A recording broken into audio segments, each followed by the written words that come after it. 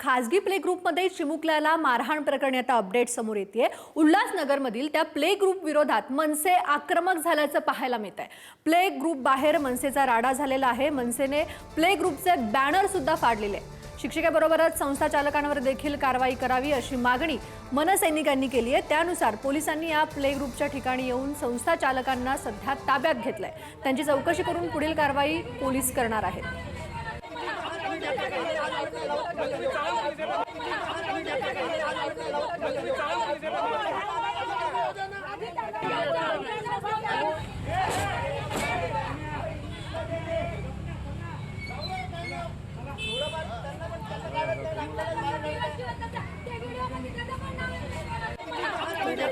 दृश्य आपण उल्हासनगरमधून बघतोय। उल्हासनगरमध्ये मनसे आक्रमक झालेली आहे। प्ले ग्रुपमध्ये चिमुकल्याला मारहाण करण्यात आली आणि या प्ले ग्रुप विरोधात मनसे आक्रमक झालेली आहे।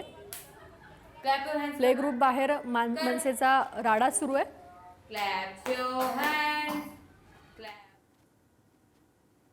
पोलिसांनी संस्था चालकांना ताब्यात घेतलंय। खासगी प्ले ग्रुपमध्ये चिमुकल्याला मारहाण प्रकरणी आपण अपडेट बघतोय। उल्हासनगरमधील त्या प्ले ग्रुप विरोधात मनसे आक्रमक झालेली आहे।